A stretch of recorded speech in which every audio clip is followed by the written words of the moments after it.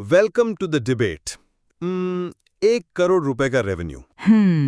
एक बहुत बड़ा नंबर है। बिल्कुल, सुनने में ये एक बहुत बड़ी मंजिल लगती है। लेकिन अगर मैं आपसे कहूं कि इसे हासिल करने के लिए आपको पूरे साल भर में सिर्फ 10 ग्राहकों की जरूरत है, तो क्या आप यकीन करेंगी? सिर्फ 10 ग्राहक? ये थोड़ा अवास्तविक लगता है। हाँ, पहली बार में लगता है। लेकिन आज भारत के डिजिटल परिदृश्य में 1 करोड़ का रेवेन्यू कमाना कोई कोरी कल्पना नहीं है। हमारी बहस का मुख्य प्रश्न यही है कि आखिर यहां तक पहुंचने का सबसे सुरक्षित और स्मार्ट तरीका है कौन सा? सही कहा। मैं मानता हूं कि डिजिटल एजेंसी और डिजिटल प्रोडक्ट्स जैसे फनल्स का मॉडल सबसे बेहतरीन है, क्योंकि इसमें शुरुआती लागत लगभग 0 है और प्रॉफिट मार्जिन बहुत ज्यादा होता है। देखिए, मैं इस बात से पूरी तरह इत्तेफाक नहीं रखती। मेरा मानना है कि हाई वॉल्यूम ई-कॉमर्स और ड्रॉपशिपिंग का मॉडल सबसे तेज है। मेटा एड्स और भारत की विशाल मांग का फायदा उठाकर आप कुछ ही महीनों में जी हाँ, बहुत कम समय में आप इस 1 करोड़ के लक्ष्य को पार कर सकते हैं। चलिए मेरे मॉडल के गणित को गहराई से समझते हैं। 1 साल में 1 करोड़ का सीधा सा मतलब है हर महीने करीब 8.5 लाख रुपए।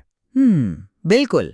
अब अगर आप एक डिजिटल मार्केटिंग एजेंसी चलाते हैं तो आपको सिर्फ 10 ऐसे क्लाइंट्स चाहिए जो आपको महीने का 85,000 रुपए दे सकें। जो कि एक बड़ा अमाउंट है। लेकिन इसमें आपको कोई सामान नहीं खरीदना, कोई गोदाम नहीं चाहिए।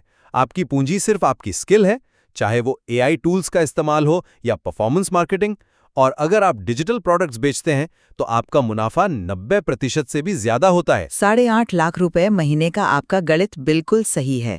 लेकिन क्या? लेकिन 10 ऐसे क्लाइंट्स ढूंढना जो आपको लगातार हर महीने 85,000 दें, ये कोई आसान काम नहीं है। मुश्किल तो बिजनेस में कुछ भी हो सकता है। हाँ, पर दूसरी तरफ ड्रॉपशिपिंग में देखिए, अगर आपके एक प्रोडक्ट की कीमत 1,000 रुपए है तो आपको रोज के सिर्फ 27 से 30 ऑर्डर चाहिए।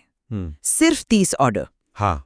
आप बस अपना एक शॉपिफाई स्टोर बनाते हैं, सप्लायर से अच्छा प्रोडक्ट चुनते हैं और सीधा कस्टमर को भेज देते हैं। खुद स्टॉक खरीदने की कोई जरूरत ही नहीं है। इस सिस्टम को आप असीमित रूप से स्केल कर सकते हैं। पर आप जिसे इतनी आसानी से स्केल करने की बात कर रही हैं ना, ड्रॉपशिपिंग तो असल में एक ट्रेडमिल पर दौड़ने जैसा है। ट्रेडमिल मतलब ये कि जब तक आप मेटा विज्ञापनों में पैसा डाल रहे हैं, आपकी गति बनी हुई है। जिस दिन आपका एड अकाउंट बैन हुआ या विज्ञापनों का खर्च अचानक बढ़ गया, आपका पूरा बिजनेस रातों रात ठप हो सकता है। देखिए, रिस्क ये कोई टिकाऊ स्केलेबिलिटी नहीं है। इसके विपरीत फनल्स के जरिए डिजिटल एसेट्स बेचकर आप सोते हुए भी पैसा कमा सकते हैं। लेकिन आपकी एजेंसी वाले मॉडल में भी तो एक बहुत बड़ी रुकावट है। कौन सी रुकावट? आपका खुद का समय। आपके पास दिन में सिर्फ 24 घंटे हैं। जैसे ही आपके पास 5 या 6 क्लाइंट्स आएंगे, आप खुद सारा काम नहीं कर पाएंगे। तो हम टीम बना सकते हैं ना? वही तो दिक्कत है। फिर आपको कर्मचारी रखने पड़ेंगे। जो बिजनेस आपने अपनी स्किल के दम पर शुरू किया था, वो अचानक लोगों को मैनेज करने का सिरदर्द बन जाता है और क्लाइंट के छोड़कर जाने का रिस्क हमेशा रहता है। टीम मैनेज करना बिजनेस का हिस्सा है। ड्रॉप शिपिंग में हम एक ऑटोमेटेड सिस्टम पर निर्भर हैं, लोगों के मूड पर नहीं। अच्छा, चलिए आपके इस ऑटोमेटेड सिस्टम की सच्चाई पर बात करते हैं।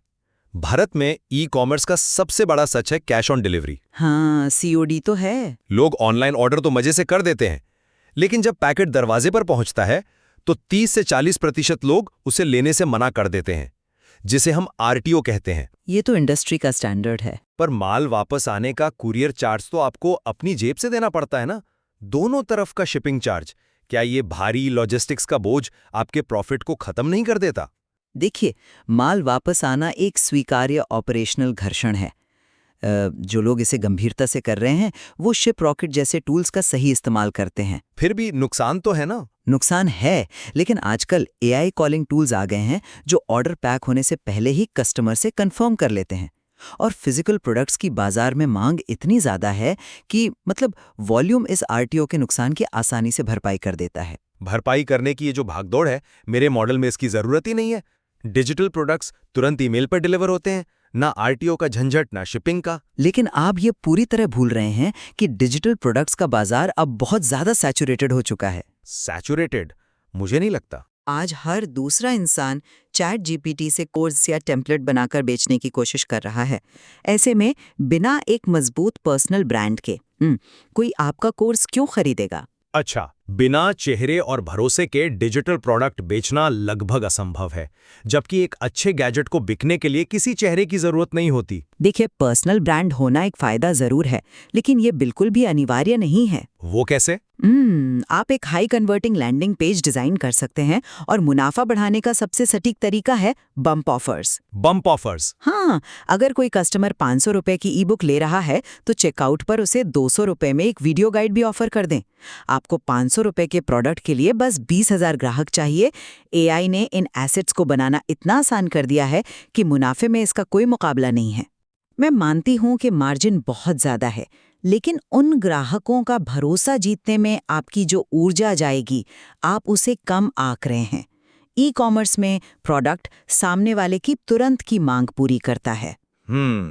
आपकी बातों से एक बात तो पूरी तरह साफ हो जाती है कि 1 करोड़ रुपए तक पहुंचने का कोई एक सीधा और आसान फॉर्मूला नहीं है। बिल्कुल नहीं, दोनों ही रास्तों के अपने अलग-अलग संघर्ष हैं। सही कहा।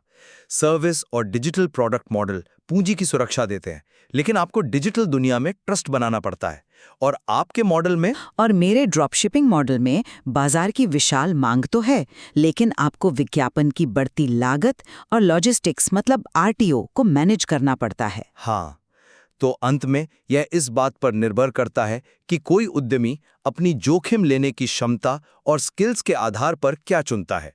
क्या आप क्लाइंट्स मैनेज करना चाहते हैं या फिर अनजान ऑर्डर्स का वॉल्यूम? बिल्कुल, ये पूरी तरह से पर्सनल चॉइस है।